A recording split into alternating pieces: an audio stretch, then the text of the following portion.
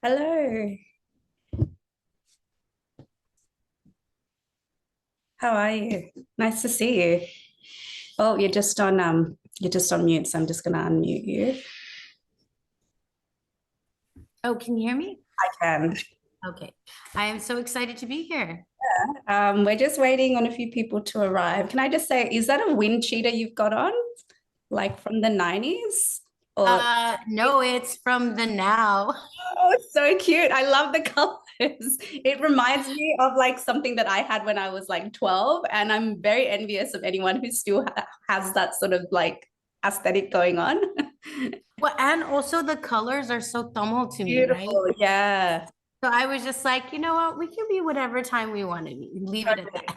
Yeah, yeah. That pink looks like glorious on your skin because I remember the bougainvillea in your profile or your headshot. Oh, yes, Yeah. yes. It's one of my favorite flowers. Yeah. And I have a lot of, because we used to have it in our home in India and also our home here. So I just have a lot of fondness of it too. So. Yeah, yeah. Awesome. Well, we've got one person who's just tuned in. Shall we give people a few more minutes before Oh, we, sure. yeah? Have you had a good week? You know what? I have actually been really focused on the campaign that we're running to add caste as a protected category in Seattle. So it's been like a very, very busy week, but super productive because we're seeing so many people kind of come forward in this conversation, you know? So I think it's really, really empowering for our people to be able to see that. So good. Yeah, that does sound like a hectic week. And yeah, I've seen some of the posts via Equality Labs encouraging people to vote yes. And I'll let you share a little bit more towards the end about how people can support your work. Oh, definitely, definitely. And looking forward to getting into it. So.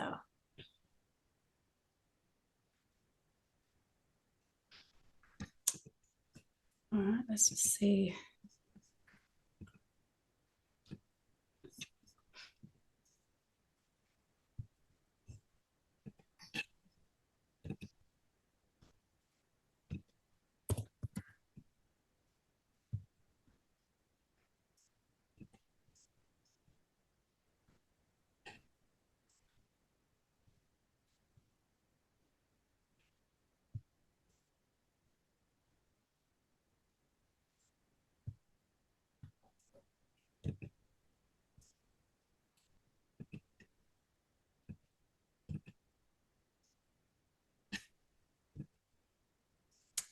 Okay, well, if you're ready to rock and roll, we might get started.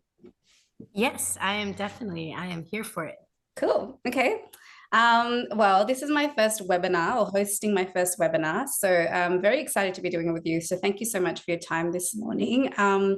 Welcome to anyone tuning in live and for anyone watching the recording later. My name is Priyanka Bromhead. I'm an Ula Tamil woman. And I live on Darugland, which is on the east coast of the land we now know as Australia. And I'm part of a collective called We Are the Mainstream. We are for and by First Nations, gender diverse, and women of color. And we're all about creating new futures, reimagining new futures while dismantling structures and systems of oppression and challenging them here and now. Today, I have the very exciting privilege of talking to Thenmozhi Soundararajan, and I'll let her say hi in a sec. And before I do that, I'm just going to read her bio. Thenmozhi is a Dalit American artist, community organizer, technologist, and theorist. Currently, she is the executive director of Equality Labs, which she co-founded. Through her work at Equality Labs, Thenmozhi has mobilized South Asian Americans towards dismantling eons-long systems of oppression with the goal of ending caste, apartheid, gender-based violence, white supremacy, and religious intolerance.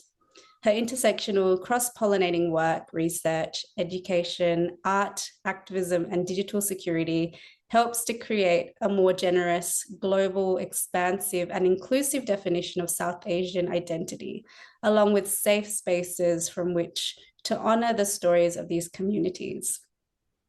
You can order Thenmozhi's new book, The Trauma of Caste, from all bookstores to learn more about her work around caste equity, abolition, and healing. Thank you so much, Akka, Thenmozhi, for being here. Yeah.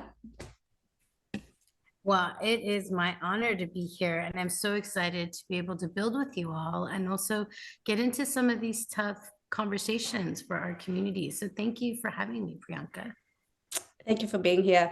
If you are, active on socials, you can follow Thenmozhi at Dalit Diva and her books page as well at Trauma of Caste. And I encourage you to do the live tweeting and do the screenshotting of the photographing or whatever it is, just to like boost the work that she is doing, because it is really important and it is urgent. This session is being recorded, so just keep that in mind. If you need to duck out because you need to get somewhere, or perhaps the conversation is a little bit heavy, please do that. Care for yourself, take a minute, and just know that it's recorded and you'll get the link later.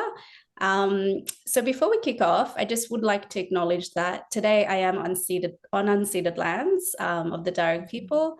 The country that we're on, so-called Australia, was stolen. It was sovereignty was never ceded, and I'd like to pay my respects to elders, past and present, and yeah, just show my gratitude, because this is the land that I've lived and worked on for the last 30 plus years since my parents moved from Ulam as refugees to the UK and then here. So yeah, I'm very grateful and just want to acknowledge that we stand in solidarity with First Nations people everywhere. And where are you dialing in from today, Akka? Well, I am calling in from unceded Ohlone lands here in the California in the Bay Area, and I'm really, I have a lot on my mind as we're kind of in the middle of fighting for this ordinance to pass caste as a protected category. So I kind of feel like I'm everywhere and in all places thinking about, the different terrains of struggle we have as communities. So I'm just grateful for this little pit stop to be able to think deeper, because it's, we're always firefighting, but we need to look up and see what are we building towards. So really excited to get into it in this conversation. Yeah, beautiful. Okay, so your book, The Trauma of Caste, so exciting. Now I love the cover design to start off with. There's so much about this book I loved, and when we met for the first time, I told you it took me a lot longer to read because I've got kids, and school holidays was a bit nuts. But I found myself after a little while going straight to the afterword, because I was so excited for you. And I loved that Dr. Cornel West wrote you afterward. And so I found myself reading that, halfway through the book. I was like, you know what? I'm going to go to the afterword. And yeah, what was that like? Well, to me, this book is a culmination of so many amazing relationships of shared liberation. And so everyone that, helped me in this work, and there's tons of people in the acknowledgements, but I felt really honored to be lifted up both by my really good friend, Tarana, who did the opening, and then to have it close with Professor West, and have an epilogue by Aisha Shada Simmons. Yeah. And those three individuals have been so impactful for me. And Professor West has been a mentor. And I always remember, and I'm sure every brown person that's watching this can have a similar experience, is that sometimes the pain we go through is so specific. And we certainly understand what it means to be wounded by white supremacy. But we rarely find people who are outside of our community that understands what we have gone through in terms of historical trauma and in terms of the hegemonies we're fighting internally. Yeah. And I feel like we found such deep meaning in the ways that BIPOC communities have articulated intersectionality. So I remember when I first met Professor West and how, I was this like young, young person just graduated from master's, and I was just like really hungry to find someone who would listen to me as a caste oppressed person. And I remember, and I through all these different means, I got his email and I had set it up a meeting to go and sit with him for the first time. And I wasn't sure what I was expecting because he's so famous and so this. And it was the most loving meeting I can ever express to you. He greeted me like a sister. He said, I know about Ambedkar. I actually taught one of the first classes about Dr. Ambedkar at Harvard. Your movement is my movement. And he really took me under his wing. And there was different other Dalits at that time that was also in relationship with Professor West. So he really incubated a whole generation of leaders at his time at Columbia and at Harvard. And so I just feel lucky to be part of that. So when he wrote that, I felt so honored. I felt so loved. I felt so supported. Same thing with Tarana, because, to the world, Tarana is like an incredible figure who has created pathways for many survivors. And I remember the days when we were, just, two young women who were dreaming about freedom for Black and Dalit survivors. And to see the ways that you could take a dream and nurse it and grow it into a movement, that's an experience that we've had collectively together. And so it was just really an honor to have her open, because I felt so safe with her opening. And I had talked to her a lot about how much fear I had in writing this book and the kinds of violence and reprisal I was afraid of. And this is what happens when you speak out as survivors of violence, whether it's gender-based violence or genocide.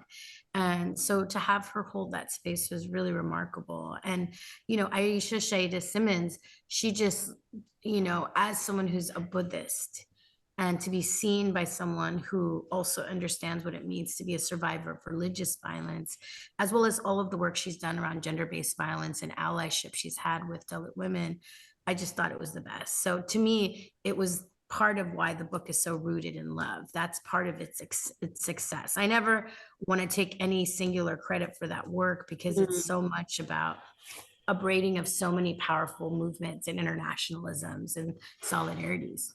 Yeah, I love that. That it you say that it is a collective work in so many ways, and that people who have been oppressed and are oppressed, there are so many solidarities that can be made. And it sounds like you were really held and carried by these people. And I love that you use the word love, because it's not a word that's really used a lot in activist spaces. Well, certainly not here, or even in academia, or like across industry. When we talk about working, collectively, love is often left out of the picture, and care and compassion is, often. So yeah, thank you for acknowledging that and saying those things. Okay, so I don't want you to repeat the definition of caste oppression, because I imagine most people have, come to this webinar knowing and understanding a little bit about that. So instead, how might you describe the caste soul wound? Because you talk about that in your book. And can you tell us a little bit about the link between caste discrimination and the trauma of caste? So certainly in South Asian spaces, caste is endemic. It may be taboo, and we're not used to talking about it, but we all know it's here, and we all know what our caste is. We all know what our families want to marry into. It's just there, right? But I think that, while there have been many amazing books and researchers who've studied caste through the lens of politics and through the lens of economics, there's really been no work done about the way that caste manifests as trauma in our bodies and our minds and spirits. And growing up in the United States, this has been one of the most amazing contributions we see from Black and Indigenous thinkers around how racism manifests through as intergenerational trauma. And I was very influenced by indigenous thinkers like Maria Lionhurst Braveheart and Eduardo Duran and Resma Menachem, who really talked about the fact that intergenerational trauma operates as a soul wound. Mm. And what they're referring to that is that you might have pain that comes from your own life experience, but you also carry the pain of your ancestral line. So in the case of indigenous people, the context of what it means to have survived indigenous genocide and settler colonialism, or for Black folks, what it meant to, survive enslavement. These are wounds that go beyond one body and one lifetime, but they have manifestations in your current experience. And the other piece around a soul wound is also that both the privileged and the oppressed carry aspects of that trauma. And I think this is where it's useful for us in the South Asian community to think about a caste soul wound, because first of all, usually when we talk about caste, we're only talking about the consequences of it on Dalit bodies. Dalit people are excluded. Dalit people have, all of the worst development indicators, and certainly the level of caste stress we have as caste oppressed people is so much, it leads to like all these bad health outcomes, panic attacks, suicidal ideation, depression. It's like the pits, because we're not only having to deal with the consequences of it, but the burden of dealing with it is solely on the excluded. But I also think one thing that's really amazing from what these other thinkers have really contributed to this field of the soul wound is that privileged people also carry a trauma, and that's the trauma of complicity. It's the trauma of witnessing violence or inflicting violence, because it certainly has a toll on their nervous systems, because when you other another, you dehumanize yourself. And I think that for dominant caste people, caste stress shows up as fragility, because they have very little tolerance for caste stress.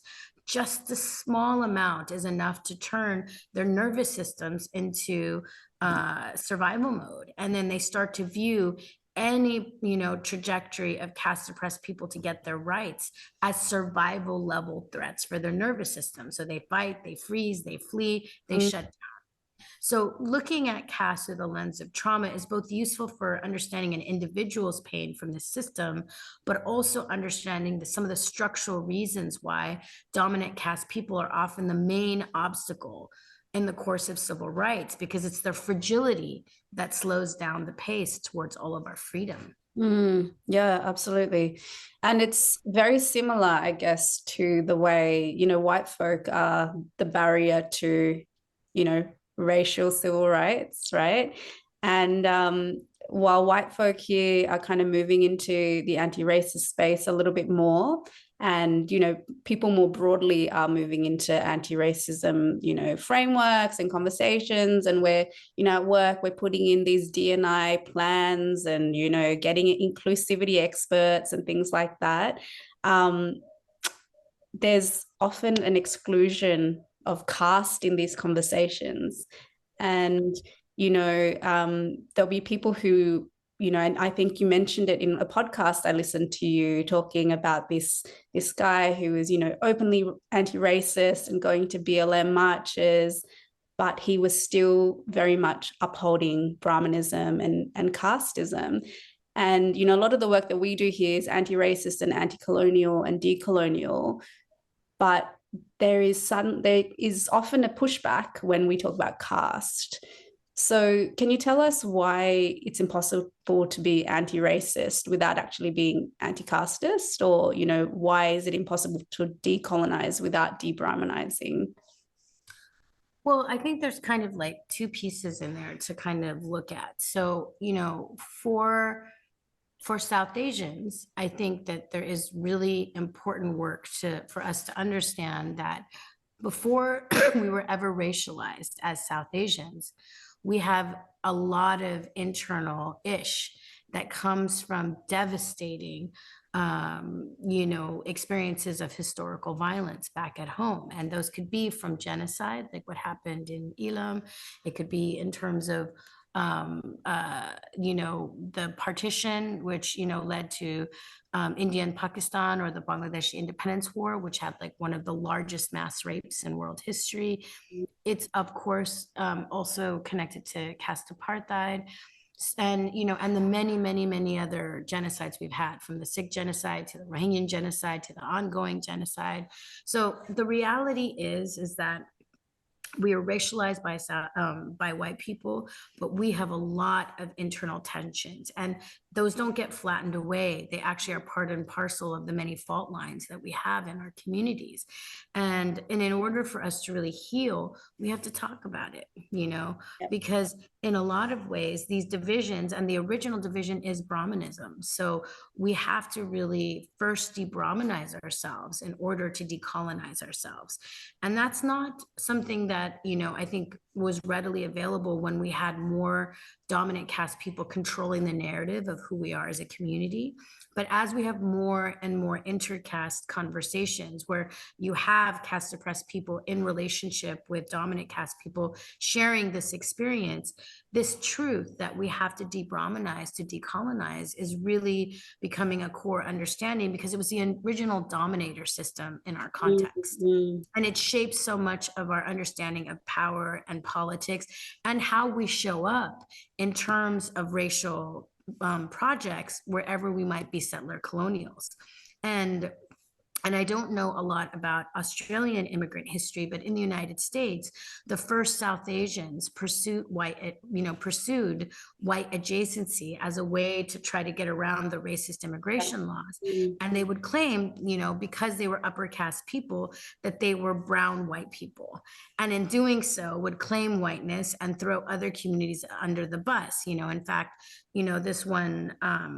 this one figure, Bhagat Singh Thind, said that he would support miscegenation laws because he would never sleep or marry outside of his caste or with an indigenous person. So I think that, in terms of, our new homelands, it's very important to understand that our casteist mindset really shapes oftentimes anti-Black and anti-Indigenous mindsets. And so we have to be so rigorous about how our de-Brahmanizing allows us to be better allies in those processes. And, Australia has really led the global conversation and thinking around some of this because of its new racial framework that includes caste under that. And that's a very logical thing to add, because, under all of the covenants related to discrimination at the UN level, caste is recognized under, discrimination based on race and descent and work. So, it's these are iterative conversations that show, in essence, we have work to do, and we have a lot of healing to do. Yeah, absolutely. Let's just go. You mentioned the Australian Human Rights Anti-Racism Framework report. It's finally acknowledged caste as a form of discrimination. And, I was reading the report, and there are detailed examples given of discrimination. And the people who brought together the report have done a huge amount of research to prove a point, that this needs to be added, right? What is the significance, like, for us here in Australia, but more, broadly, globally, of adding caste as a form of discrimination? Well, I think what's really important is that everywhere South Asians have gone, they've brought caste with them. And we're hearing significant reports of caste everywhere in the diaspora, whether it's the United States, Canada, Australia, New Zealand, the UK. It's here.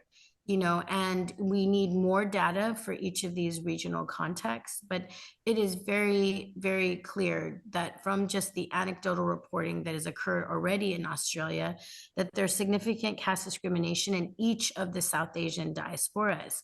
And that's also something I think people need to think about, is that South Asian does not mean dominant caste Indian. It means all immigrants across South Asia, which can include people from, Lankai, people from Nepal, and Pakistan and Bangladesh, but also indentured communities, whether they're Indo-Fijian or Indo-Caribbean. And you have all of those communities in Australia. So I think that, what I found in our process with understanding caste in the United States is that when more and more people make it safe to come forward, when people add caste as a protected category, when people celebrate, Dalit History Month and Dr. Ambedkar's birthday, and they create easefulness in terms of creating ethical and safe intercaste spaces, more and more caste oppressed people come forward to talk about their experiences of discrimination, exclusion, and exploitation. And we know that when that exists, the only way to solve for it is to change the law. You have to create it so that caste discrimination is banned, and then people have remedies to go pursue their rights, when they're facing such extensive discrimination. Yeah. I love how you said, like, it's only when we start talking about it, people actually come forward and start talking about their experiences. And that has certainly been my experience as a caste privileged person who only in the last 4 or 5 years kind of have come into my caste consciousness. And I had that moment where I said to an akka who's also caste privileged, I now know, I said, I don't know what my caste is, akka. And she said, that's you showing your caste privilege. And then had to do a lot of digging and, a lot of like asking Appa and Amma. They didn't want to talk about it. And then asking my auntie, and she was like, oh, you really should talk to Appa.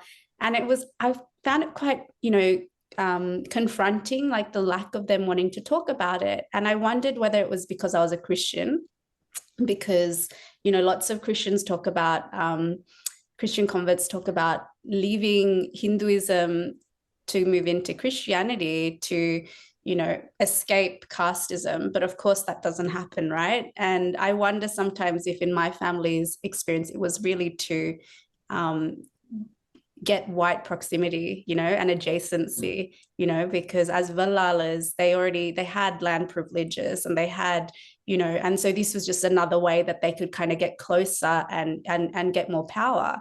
But interestingly, like as a Christian, Tamil woman, I've never felt a sense of belonging in the South Asian community, because South Asians here are very like Desi and Hindi speaking. And, as Dravidian folk, we like to talk about our Tamil Dravidian pride, right? And, you talk about beyond brown and the brown girl aesthetic, or the woman of color, that claim without interrogation of privilege, it kind of flattens and erases, right? And here I was like within the South Asian identity going, you know what, I'm not South Asian, I'm actually Ula Tamil. And then like really rejecting South Asian, and then coming into my caste privilege and going, oh shit, like there's more to this. I'm not, it's not about oppression Olympics. It's actually about acknowledging my privilege and sitting with that discomfort, and then redistributing and, power and resources, and having conversations and being in relationship openly with caste oppressed people, and understanding, that representation politics, it means there's more to it, right? Like I'm not sure if I'm articulating this very well, but what does it really mean? You are. Yeah. I mean, I think the thing that is so hard is the first part of what you said. I've thought a lot about it, because when you start to do your own caste lineage work, and then also having helped other people do that for their families, you just realize like how people just don't want to talk about it. It's just such a taboo, and this is both for the privileged and the oppressed. I've seen this, and usually it's because the discussion of caste brings up very deep historical trauma. Even in dominant caste families, the caste line is very intimate. It might be abuse that they've seen with workers. It might be what happened in the land that they owned and the abuse of the workers there. It might be things that have informed, domestic violence or child sexual abuse in the family. So it's like the less that you talk about it, the better. And that's really how we learn how to deal with every sort of trauma in the South Asian community. Yeah. Just don't talk about it and just pretend it doesn't exist. We're the model minority and nothing else. It's like, just keep that going, right? But you can only compartmentalize and create more and more obstacles to your experience before you're so disconnected from yourself that you don't even recognize all the parts of who you are. And that's also part of why breaking the silence and having these authentic conversations with each other is so powerful, because violence breaks meaning. So when we can restory ourselves past this pain, we're able to create a much more richer, integrated version of ourselves. And, you still might want to identify as Lankai Tamil. That is totally your right. I think everyone, we lose so much consent under Brahmanism. I think it's really important for people to feel uh, like they have made choice over all the domains of their life. So for me, in the United States, being South Asian is, my way of being in solidarity with all the immigrants that come from South Asia. And it's also a way for me to also, recognize as an Indian American, Indian Americans try to dominate so much of the conversation. And this is a way for me to be an ally to lift up those other pieces. But it can be different in every context. And I always identify as a Dalit or a Dalit American because it's important for people to know the caste background. And as I've come out about this issue, many people come out about it. So it's not only about representation, it's really about how are we creating meaningful connections across our South Asian divides, which we don't do because we don't talk about it. So I think it all comes back to breaking the silence. Yeah, absolutely. Thank you. And yeah, what does it look like? What does it really mean to center Dalits as a minority within a minority? Because, we're both Tamil, right? And, there's this real kind of Dravidian sort of pride to not be like part of the North and to push back against that Desi narrative. But then, within that, there are minorities, and Dalits are a minority within the Tamil, diaspora. What does it look like for you, for us to center Dalits, as a minority within a minority? Well, it's really hard to be the caste oppressed that has to break up the simplistic narrative that we're all one ethnic identity, whether it's that of being South Asian or Indian American or being part of the Lankai diaspora. There's a lot of stakes, to do that because everyone is feeling the pressure of white supremacy. So we all want to kind of like have each other's back and not air out the community's bad laundry in that context, which is actually direct things that dominant caste people have said to caste oppressed people when they've come out, particularly in public testimony around some of these egregious caste case studies that have come up in the legal arena.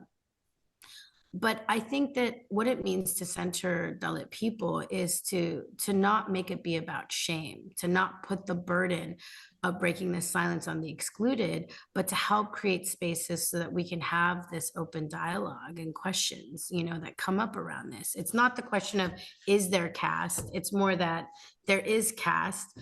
How do we then create spaces for healing around this? And part of it, is like having conversations like this, having pictures of anti-caste icons like Dr. Ambedkar and, Jyotibai Phule, and just making it normal. It is normal to talk about caste equity. It is abnormal to stay silent about it. Yeah, absolutely. Yeah, you can't fix what you don't identify as broken, right? You can't heal what you don't say is in pain. So yeah, on the note of healing, like you've separated your book into these meditations, and for me, it really stuck with me because as someone who has just kind of left sort of corporate church, existence, I guess, and I've experienced colonial imposition of both Hinduism and Christianity, and unpacking all of that stuff. The word, I loved it, and it was also dissonant, like it sat heavy with me because I was like pulled into these meditations. And you acknowledge the violence of Buddhism in Sri Lanka, so thank you for that, because as a Buddhist, it was really nice to hear someone talk about and acknowledge that, a lot of the violence in Sri Lanka and Ulam was, provoked and generated by Buddhist extremists, right? And yeah, in your book, you mentioned that, religion is violent and can be violent. And it's not just the ones that are brought to us by white folk. It's also, the ones you know, from our own homelands, right? And I kind of, you know, bitched and moaned about not having time to read this, you know, in full in one sitting, but actually sitting and pausing and reading it, it was like a meditation, and it helped me be mindful and reflect on all the things and really kind of take a breath and process a lot of the things that you had written. So, you know, how do you and where do you find time and space to meditate and ground yourself with all the things that you're doing? You're working on this very big campaign in Seattle at the moment. Where do you find your space to do that sort of work?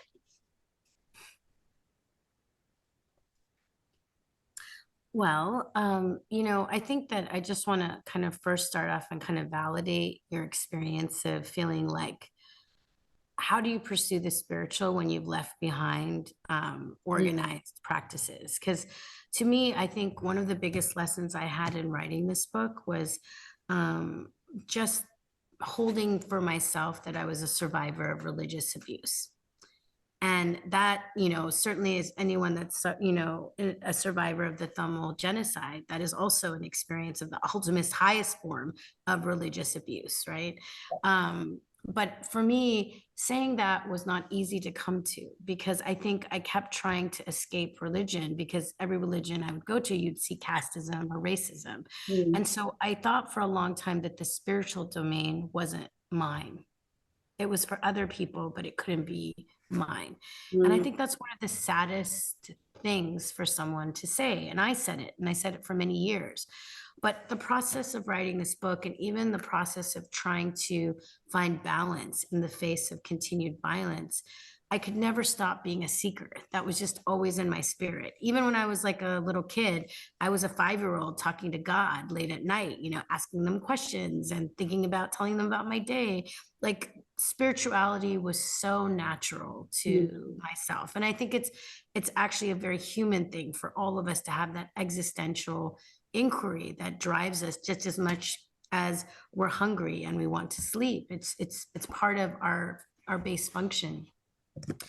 But I think as I got more and more under attack, as you know, the work that we did got more and more successful, that's really where I had to figure out my own domain of spiritual practice, because it was no longer acceptable for me to say it's not my, that I don't get to have that. But I also needed to have something that was on my own terms. Like, I don't think I'll ever be anyone that can be part of organized religion, but I am someone who's deeply spiritual. And what I do is I try to carve out time, like in the morning or at nighttime, before I engage with other people. That's usually when I engage in that meditative space. And sometimes it might just be simply doing some, you know, somatic breathing, maybe some yoga exercises, and then doing a sit for like 20 or 30 minutes. Or it might be listening to binaural beats and meditation at night. It's like anything that gives me some inner reset and mindfulness is really helpful for me. And I do, you know, I wrote the meditations in those books because in the book, because I was doing those kinds of meditations to help me expand my imaginary and really ground me in the face of violence. So, you know, you'd be surprised, like even 5 minutes can Mm. like transform you, you know. Yeah. Yeah, thanks for those exercises. I actually used them in a, a workshop yesterday. Oh my gosh, how did it go, Yeah, Priyanka? right. It was great. I was working with some young adults, some peer facilitators, and yeah, just talking through like accidental counseling and, you know, the vicarious trauma that sometimes you take on when you're working with young people from refugee backgrounds. And so I was like, well, I've just read this book and I've done some of this myself. So we did some of that and acknowledged, you know, some of the things you were doing. And they loved it. It went well. Thank you. Oh, amazing.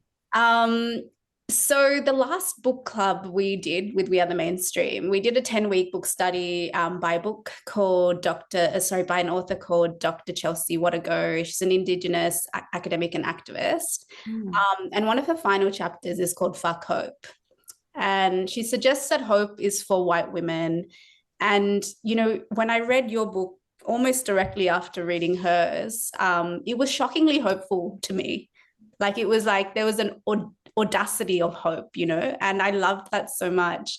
And it was so loving and kind of inviting everyone in to get healed, really, to experience healing. And you talk about using grief as a vehicle for justice, which I love and I resonate so much with.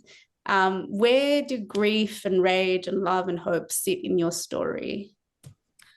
Well, I think for me, it's, I definitely respect the place of rage and, think that it's sacred and you have to actually express that anger in order to heal.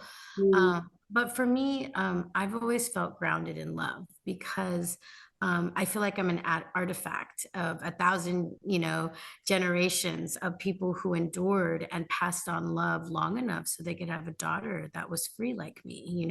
Think about how many ammas had to separate out rice and eat less so that their children would have more so that they could like try to come out. I saw it in my own mother, the ways that she sacrificed, and my dad, how they sacrificed so that I could have what I have. mm, So, I just imagine my ancestors being that love even more manifest. So, knowing that our community can endure, can be resilient, we have such a deep reservoir of power that we can draw on, even in these times that feel so volatile and violent. And I know in Sri Lanka the situation is very dicey right now. And in India, we have the largest genocidal project, in world history. So these are times that really try our hearts. mm, And at the same time, I always have read, and actually the thing that gave me the most hope, which is going to sound pretty shocking, but for the last chapter in the book, I read all of the testimonies from all the genocides in South Asia. yeah, That was an incredibly difficult experience to read, and just not just read in a fast way, but read in a way where you hold space yeah, and you witness the pain of each of that experience. And I just sat with them. And the thing is that in each of those, incidences, however dark it was, there was always someone that held up a light. mm, It could have been a neighbor, a family member, someone helped provide some sort of space so that people could live to tell the story. And I think that when you're in the process of trying to stop genocide or mass atrocity, the hardest part is to be the first one. yeah, And I think this is part of what I wanted to write the book, is that I wanted to just empower people. Everyone has a power to be that person of the light right now. Everyone. You just have to um trust. mm, And so I think that in some ways, you know knowing that our ancestors have been where we are, we can draw upon their power at this moment to be the courageous leaders we need at this time, to mm, create containers for healing instead of for violence, to de-escalate polarization and begin the very difficult process of integration. And that doesn't mean it's going to be easy, because like we have very, very violent people in our community that are willing to dehumanize and slaughter millions. That's mm, a very serious project to de-escalate those folks. However, the alternative to de-escalation is actually picking up the corpses. yeah, yeah, And we don't want that anymore. We've seen what that's like. It's devastating. And there are genocides that have been thwarted. And I think that's a big part of what we have to look at. yeah, absolutely. Oh, that is heavy. I hope you had a bit of a break when and after you, oh, we've just lost you. I imagine you're coming back. Yep, all good. Sorry about that. That's My mom left the pressure cooker on. This was like such a dicey moment. auntie. So I was worried about it exploding. So I had to like run quickly to make sure it was I love okay. that. I love that. Auntie pressure cooker. Great. Love it. um, pressure cookers are a funny thing. Anyway, thank you for sharing that. That would have been a very heavy, read for you. And I hope that, yeah, you were able to do your grounding things after it. But that's intense. Yeah. And yeah, I remember you mentioned that solidarity. When I think of solidarity and what I need from white allies, particularly male allies, class privileged allies, etc., it looks like redistributing resources, mutual aid. But for me, mostly it's relationships, right? That is built on respect and understanding of histories and also ongoing sort of situations and realities. What does solidarity look like to you as a Dalit feminist? For me, solidarity looks like mutual freedom. You know, it's not about transactional solidarity where you maybe talk to each other like once a year and, hey, can you show up to my protest or can you sign up to my letter?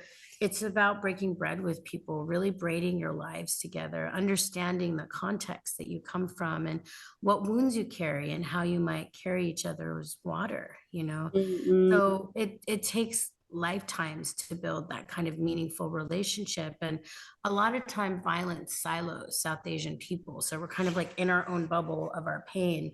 But, writing this book and also encouraging people to heal, you heal best when you have empathetic witness. Mm-hmm. And so I think that encouraging people to talk about their experiences, building multiracial alliances can be tremendous. Yeah, that's beautiful. I love how you talk about actually mutually sharing wounds. So it's not actually about disregarding, your own pain because you might be of privilege, but it's actually about saying, yeah, we both have been wounded by this same thing. How can we move forward together? Yeah, that's beautiful. Speaking of moving forward, does a Dalit future look like? Imaginations, you talk about imagination, survivorship, healing and resilience, and choice. You talk very, Yes. that's a motif that kind of repeats throughout your book. What do these things look like for you? Well, I think that it's a Dalit feminist future is rooted in love and it's rooted in healing, the return of consent in all domains, whether it's the earth, the body, and with each other. I also think it's one that we're really imagining beyond these dominator systems. Who are we? Because I think, a lot of what white supremacy and Brahmanism has taught us is that we value the individual. And Mm, I'm really, curious about the collective self, the collective accountability we have with each other, because we have a lot to rebuild, you yeah. know, especially as we focus on the just transition. So I want to think about a world beyond extraction. I want to think about a world where we're able to thrive and not just survive, and one where we can return to each other and have love as the foundation of our connections. That's beautiful. Thank you. A world beyond extraction and transaction. Yeah, that's really beautiful. And yeah, it makes sense, right? It makes sense moving It forward. does. It makes so much sense. I'm going to throw in a sneaky question, last question, less about your book, but maybe also about your book. I read a few bios about you, referring to you as an artist, Akka. Tell us a bit about your art practice before we open up to some questions. I mean, I've always been an artist from the time I was little, and I just view it as a part of myself that allows me to build a heart connection to the issues that matter. And, I'm a singer, I'm a fine artist, and do photography and mixed media. But in all of these mediums, like I've always wanted to express Dalit freedom, Mm. hands down. So you know, it's part of my book. It's why I wrote a book. I don't know. It's like kind of like how are you Tamil? You know what I mean? It's Yeah, kind of yeah, like yeah. it's such a core part of who I am. And in some ways, like I'd rather be an artist more than any other thing because of that heart connection, Yeah, because when you move a heart, you move a mountain, you yeah, know. absolutely. Beautiful. Okay, so you're kind of like a bit of a multidisciplinary artist. I love it so much. Well, thank you so much for your time. I might see if there are any questions. Um, if anyone has any questions, please feel free to drop them in the Q&A section, or you can raise your hand as well. That's also an option. And while we wait, Aka, where can people find out more about what you're doing? Well, I mean, in terms of the work we're doing at Equality Labs, they should definitely find us on our socials. We're on Instagram and Twitter, and go to our website and sign up for our mailing list, and you'll get all of the news about all the different campaigns that we are working on. We also are currently in the middle of this campaign to add caste as a protected category. And so again, you can get all that information about how you can email the Seattle City Council on those handles, because this is a campaign. If we win, then Seattle would become the first city outside of India that would add caste to its list of non-discrimination policies. So it really is something that is like history in terms of caste abolition. But you can also follow me on my own personal Twitter and Instagram handles, Dalit Diva.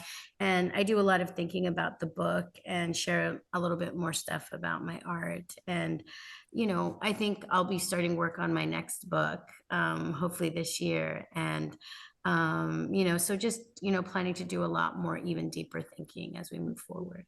That's huge. A second book. How exciting. I know, more to come, more to come. Wow. You heard it first on We Are the Main Street. I was thinking it, but I was like, you know what? I'm gonna be cool. No, I brought it forward. Don't worry. Okay, we've got a question from Kirsty Anandaraja. Yep, there we go, Kirsty. If you feel comfortable, feel free to turn your camera on. Sorry, Aka, I have no idea how to do that. I just want to say it's so wonderful to be in the presence of two really incredible Akas. Thenmozhi, I've been writing so many quotes of yours and little post-its everywhere. My office just looks crazy. Everything you said today has been really, really inspiring for me and my work.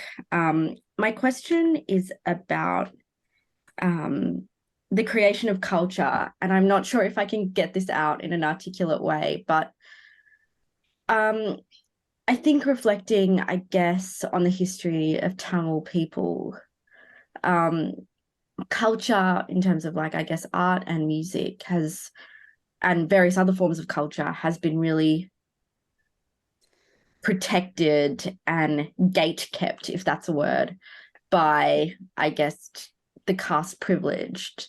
But culture is being produced every day by those that have been excluded. And I'm kind of interested in in your thoughts on how we can recognize culture that is produced outside of the center and outside of the hierarchies, if that makes sense. Yeah, it's such a great question, and so nice to meet you here. I think that in some ways we have to make our cultural institutions more inclusive, so even simple things like adding caste as a protected category, intentionally having events that center caste oppressed speakers, and building awareness around things like Dalit History Month, that sometimes starts to loosen things up in institutions so that you have more and more artists that try to come forward around these issues. But I think it's just hard because in the diaspora, when it comes to Tamil culture, there is a real fear that caste oppressed people have in coming out, because they don't want to break the unity of the Tamil diaspora, especially the ones that have survived the genocide. And in fact, many of the folks that I know that are Tamil and Dalit from, Elam, they have to make this terrible choice of, do I come out and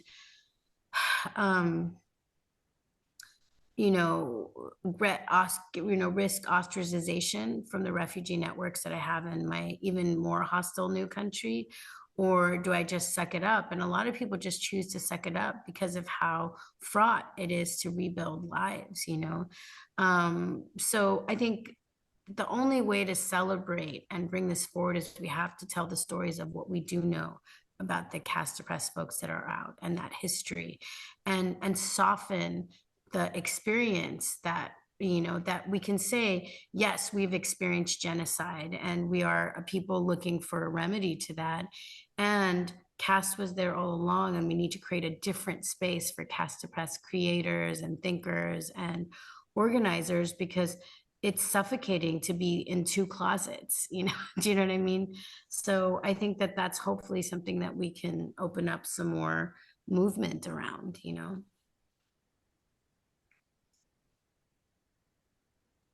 Thank you. You are welcome. You are welcome. I'm curious, what's your favorite post-it that you have? I love it when people post it stuff on the book, because you know what? I did not expect that. So when I see it, I'm so delighted because I'm like, oh my gosh, this is so amazing. Yeah, so it's actually just post-its from your speech today. And I think my favorite two are Violence Breaks Meaning and Ancestors Are Love Manifest. Yeah, they were my favorite too.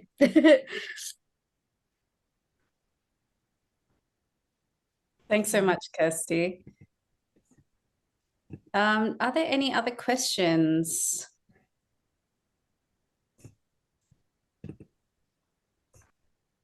From any other attendees today?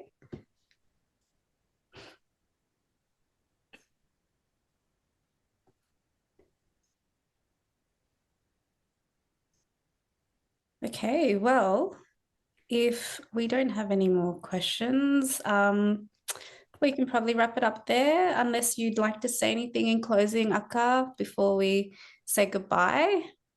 No, I just want to thank you for having me and for us to have this like special time to go in on these questions. And, you know, there was one point I wanted to kind of touch on a little bit more, if you don't mind. Yeah, And please. you know, I wanted to speak to what it meant to being a Tamil Buddhist, because that seems very contradictory, I'm sure, to anyone that is from Tamil Elam. But, you know, I came to that trajectory like from a very specific path, and I wanted to share it because I understand actually how much pain is there from you know, Buddhist nationalism. But, you know, as someone who is a survivor of religious abuse, I was a seeker and kept trying to find home. And I really loved in the practice of Buddhism that I was exposed to in the US, which was primarily by Black Buddhists, that there was a way to really understand you know, we all experience violence. Sometimes we can't remove ourselves from violence. So how can you attenuate its signal? So those mindfulness practices that I got from those colleagues was really, really impactful. And so I always say, like, I'm a Buddhist, like the way Tina Turner was a Buddhist, you know. Yeah. And for folks that ever seen her bio, the movie about her life, there's this really powerful scene after she flees her husband, where she takes refuge in you know, this chant Nam Myoho Renge Kyo, which comes from the Nichiren Buddhist tradition. So to me, I could have a very personal experience of Buddhism, and it was healing. And of course, like in the Indian context, there, you know, Buddhism was started as a socially engaged, you know, tradition of Buddhist practice against Brahmanism. And so there's a long history of caste oppressed Buddhists. And in the Tamil context, that first Buddhists that kind of thought about this from the caste oppressed context in the modern context was this guy named Ayodhyadas. And I don't know if you know him, but he was actually one of the first Tamil diasporic activists. And he had like a newspaper, Warbaisa, that connected all these indentured workers that were caste oppressed, that were working in Australia, working in South Africa, and they would all communicate and send money back home and have a global conscious identity as Dalits and as Buddhists through his work. And he was a Theravada Buddhist, and in fact, through some relationships with the Theophilosophical Society, he traveled to Sri Lanka and got ordained there, and then was part of a movement of Buddhists that worked across Sri Lanka, India and Myanmar. The irony, right? Yeah, wow. So I know. Well, because at that time it hadn't gotten ethno-nationalist. Yeah, This was yeah, yeah. Everyone seeds was of still kind of, building yeah. a diasporic process, right? It became something else much later. But and then Dr. Ambedkar took that tradition forward. But I think, you know, in every tradition, it's so important to recognize your faith can be weaponized for religious and state violence. And it was so interesting to me. I felt like you know, for a long time, I didn't want to identify openly as a Buddhist because of the Thammo genocide. But I had to be honest to myself that this is my practice. I'm okay with it. And also, it's really important. And I push almost every Buddhist I know, you can't talk about your religion being a religion of peace if you don't speak out about the genocide. And a lot of people don't know about the casteist origins of some of the texts that fuel religious ethno-nationalism, which is why I added them in my book. But also the coordination of Buddhist ethno-nationalists in Myanmar and Sri Lanka through these social media networks, and how much they work closely with Hindu nationalists as well. Yeah. So it's almost like we have to separate out the structure and the system from the kinds of choices we make personally and existentially.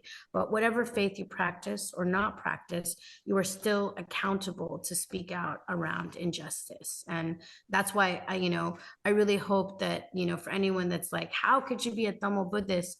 Know that I feel like I'm ethically grounded in the way of my personal practice. Yeah. And I will never stop speaking out about religious ethno-nationalism, whatever faith it might be. Yeah, great. Thank you for adding that.